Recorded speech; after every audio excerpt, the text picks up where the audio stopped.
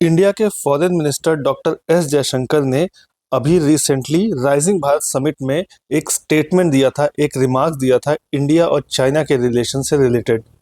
इसमें उन्होंने कहा था कि दोनों देशों के बीच रिलेशन अच्छे रहें, ये दोनों देशों के लिए अच्छा होगा। इसी रिमार्क को चाइना की जो एम्बेसी है इंडिया में, उसकी स्पोक्स पर्सन यू जिंग ने प्लेटफॉर्म एक्स पर शेयर किया है। डॉक्टर एस जयशंकर के इस रिमार्क को शेयर करते हुए उन्होंने लिखा है कि hard won progress worth cherishing, यानी कि ये जो प्रोग्रेस है ये बहुत ही मुश्किल से मिली है और इसे चेरिश किया जाना चाहिए, सेलिब्रेट किया जाना चाहिए। और ये चाइना का ऑफिशियल स्टैंड है, क्योंकि ये चाइना की जो एम्बेसी है इंडिया में, उसकी स्पोक्स पर्सन की तरफ से ये पोस्ट किया गया है। डॉक्टर एस जयशंकर ने अपने रिमार्क्स में कहा था कि इंडिया और चाइना की जो रिलेशनशिप है वो एक पॉजिटिव डायरेक्शन में मूव कर रही है, यानी कि उसमें बेहतरी लगातार आती जा रही है। और दोनों देशों के बीच जो टेंशन थी 2020 से लेकर 2024 तक, इन 4 सालों की टेंशन जो है वो दोनों देशों में से किसी के भी इंटरेस्ट में नहीं है। ना तो वो चाइना के लिए अच्छा है, ना ही वो इंडिया के लिए अच्छा है। तो आज के वीडियो में हम बात करेंगे राइजिंग भारत समिट जो हुई थी, उसमें इंडिया के फॉरेन मिनिस्टर एस जयशंकर भी गए थे। वहां पर उन्होंने अपने विचार व्यक्त किए। इसी दौरान उन्होंने इंडिया चाइना के रिलेशन पर भी काफी डिटेल में बात की। इस दौरान उन्होंने कहा कि इंडिया और चाइना के जो रिलेशन है वो पॉजिटिव डायरेक्शन में लगातार मूव कर रहे हैं। पिछले कुछ समय से लगातार इसमें पॉजिटिविटी देखी जा रही है। वहीं पिछले 4 सालों का भी जिक्र उन्होंने किया, जब 2020 से लेकर 2024 तक दोनों देशों के जो रिलेशन थे वो उतने अच्छे नहीं थे। और ये जो दोनों देशों के बीच टेंशन थी, ये दोनों ही देशों के लिए बेटर नहीं थी, अच्छी नहीं थी। ना तो वो इंडिया के लिए अच्छी थी, ना ही वो चाइना के लिए अच्छी थी। देखिए, पिछले कुछ महीनों से इंडिया और चाइना के रिलेशन बेहतर हो, इसको लेकर लगातार प्रयास दोनों ही साइड से किए जा रहे हैं, इंडिया की साइड से भी और चाइना की साइड से भी। आपने देखा होगा कि जब अभी रशिया में ब्रिक्स समिट थी, उस दौरान भी दोनों देशों के हेड ऑफ स्टेट आपस में मिले थे। दरअसल इंडिया और चाइना के बीच टेंशन 2020 से ही बढ़ी हुई थी। इंडिया और चाइना के बीच एलएसी पर मई के आसपास टेंशन बहुत ज़्यादा बढ़ गई थी। और जून में जब गैलवान क्लैश होती है, जिसमें चाइना की तरफ से प्री प्लान तरीके से इंडियन ट्रूप्स पर अटैक किया गया था और उसमें अनकन्वेंशनल हथियारों का यूज़ किया गया था। आपने फोटोज वगैरह में देखा होगा कि एक रॉड के ऊपर वायर्स लगा के और कील लगा के उससे अटैक किया गया था इंडियन ट्रूप्स पर, जिसमें दोनों ही साइड से काफ़ी कैजुअलिटीज़ हुई थी। इंडियन आर्मी ने तो सेम डे अपने नंबर्स दे दिए थे कि उनकी कितनी कैजुअलिटी हुई थी, और उस पर स्टिक है आज तक। चाइना की तरफ से शुरुआत में कहा गया कि उनकी तरफ से कोई कैजुअलिटी नहीं हुई। उसके बाद फिर काफ़ी 1 साल बाद तकरीबन उन्होंने कुछ कैजुअलिटीज स्वीकार की। हालांकि अलग अलग सोर्सेस से खबर आई थी कि काफ़ी ज़्यादा कैजुअलिटीज हुई थी। खैर, इस इंसिडेंट के बाद एलएसी पर बहुत ही ज़्यादा तनाव बढ़ गया था और दोनों देशों के बीच डिप्लोमेटिक स्तर पर भी तनाव बहुत ज़्यादा बढ़ गया था। उसके बाद दोनों ही देशों ने काफ़ी बड़ी संख्या में अपने रिसोर्सेज एलएसी पर लगाए थे और टेंशन बहुत ही ज़्यादा हाई थी। 2020 से लेकर 2024 तक का ये जो 4 साल का पीरियड था, इसमें एलएसी पर तनाव बहुत ही ज़्यादा था। फिर उसके बाद प्रयास किए जाने लगे इस तनाव को कम करने को लेकर। फिर उसके बाद कुछ महीने पहले आपने देखा होगा कि देपसांग और डेमचोक में डिसएंगेजमेंट किया गया और इन सेक्टर्स में दोबारा से पेट्रोलिंग स्टार्ट की गई। हालांकि टेंशन इतनी ज़्यादा बढ़ी हुई थी कि ब्लाइंडली सामने वाले के ऊपर भरोसा भी किया नहीं जा सकता था। आपने देखा होगा कि रिसेंटली इंडियन आर्मी चीफ ने भी इस पर कहा था कि हम ब्लाइंडली चाइना पर भरोसा नहीं कर सकते।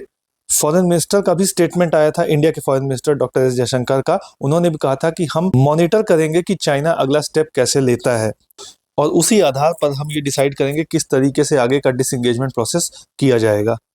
तो ये थी पुरानी बातें, क्यों क्यों इंडिया और चाइना के बीच तनाव बढ़ा हुआ था और पिछले कुछ महीनों में किस तरीके से दोनों देश इस तनाव को कम करने की कोशिश कर रहे हैं, जिसका एक बड़ा एग्जाम्पल है देपसांग और डेमचोक में डिसएंगेजमेंट को किया जाना।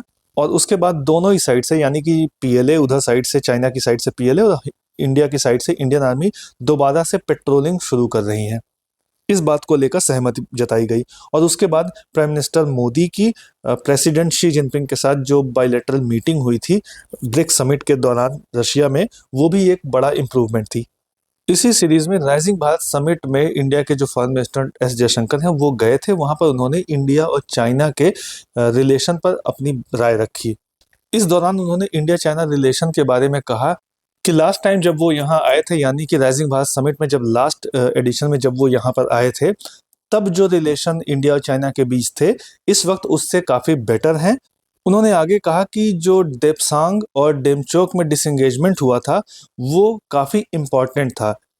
यानी कि इंडिया और चाइना के बीच जो टेंशन पिछले 4 सालों से चली आ रही है, उसको कम करने को लेकर ये जो देप्सांग और डेमचोक में डिसएंगेजमेंट हुआ है, ये काफ़ी इम्पोर्टेंट था। उन्होंने आगे कहा कि अब वो मतलब इंडिया और चाइना बॉर्डर रिलेटेड इश्यूज पर को एड्रेस कर रहे हैं, क्योंकि पिछले कुछ समय में दोनों ही साइड से फोर्स का बिल्डअप बहुत ही ज़्यादा बढ़ा है।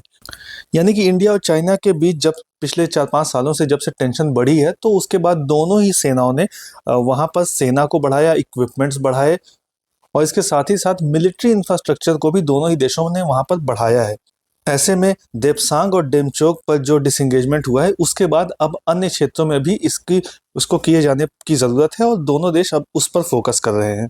इंडिया और चाइना अब उन इश्यूज को एड्रेस करने की कोशिश कर रहे हैं। और उन्होंने आगे कहा कि इस पीरियड के दौरान, यानी कि 2020 से लेकर 2024-25 तक का जो ये टेंशन का पीरियड था इंडिया और चाइना के बीच, इस पीरियड के दौरान बहुत और भी चीज़ें हुई हैं। जैसे इंडिया और चाइना के बीच जो डायरेक्ट फ्लाइट थी, वो रुक गई थी कोविड के कारण, जो कि अभी तक रिज्यूम नहीं हुई है। आपको याद होगा कि कोविड के दौरान पहले तो इंटरनेशनल फ्लाइट्स को रोका गया था, उसके बाद डोमेस्टिक फ्लाइट्स को भी रोक दिया गया था। लेकिन कोविड के बाद धीरे-धीरे इन फ्लाइट्स को रिज्यूम कर दिया गया। लेकिन चाइना के लिए जो डायरेक्ट फ्लाइट्स थी, उनको रिज्यूम नहीं किया गया। उसके 2 रीज़न थे। एक तो कोविड चाइना से स्प्रेड हुआ था, जिसकी वजह से चाइना को लेकर विशेष सतर्कता दिखाई जा रही थी, और दूसरा रीज़न था कि इंडिया और चाइना के रिलेशन भी कोई खास बहुत अच्छे नहीं थे। गलवान क्लैश की वजह से एलएसी पर टेंशन बनी हुई थी, और जिसकी वजह से डिप्लोमेटिक और पॉलिटिकल टेंशन भी दोनों देशों के बीच बनी हुई थी। ऐसे में इन फ्लाइट्स को रिज्यूम करने को लेकर बहुत ज़्यादा प्रयास नहीं किए गए थे। डॉक्टर जयशंकर ने आगे एक और चीज़ इसमें जोड़ी कि कैलाश मानसरोवर यात्रा जो इंडिया से चाइना के को लेकर होती है, क्योंकि ये चाइना के रीजन में आता है, वो भी कोविड के दौरान रोक दी गई थी। उसे भी दोबारा से रिज्यूम नहीं किया गया है अभी तक। तो इस तरीके से इंडिया के फॉरेन मिनिस्टर ने कहा कि बहुत से ऐसे काम हैं जो भी किए जाने बाकी हैं, और हम उस पर लगातार काम कर रहे हैं।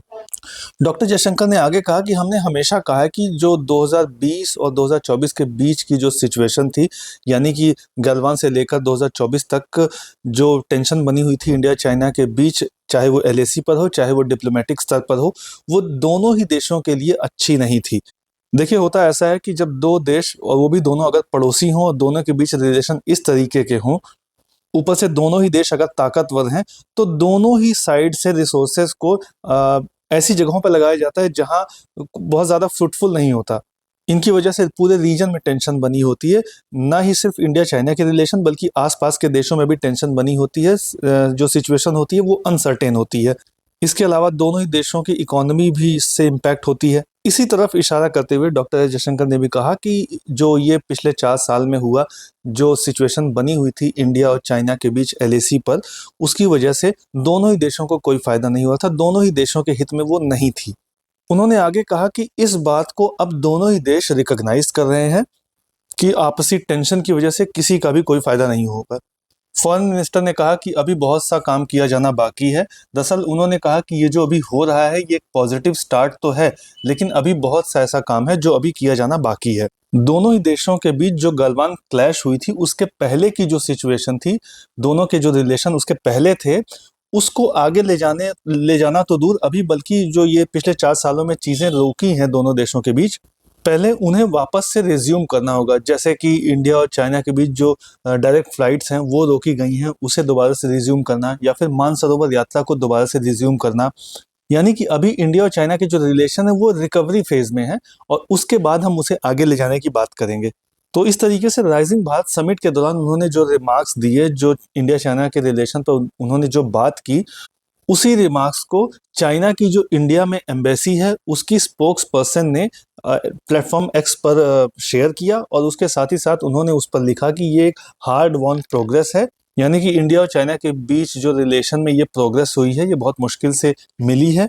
और चूंकि ये चाइना की जो इंडिया में एम्बेसी है, उसकी स्पोक्स पर्सन की तरफ से ये स्टेटमेंट आया है, ऐसे में ये चाइना का ये ऑफिशियल स्टेटमेंट है। इस तरीके से आने वाले समय में हम और भी पॉजिटिव स्टेटमेंट दोनों साइड से देख सकते हैं। एक तो जो ट्रेड वॉर स्टार्ट हुई है चाइना और यूएस के बीच, उसके बाद से भी चाइना का अपने पड़ोसियों के प्रति जो है झुकाव थोड़ा बढ़ा है। हालांकि इंडिया और चाइना के बीच ये जो रिलेशन में थोड़ी सी नरमी आई है, बेहतर हुआ है।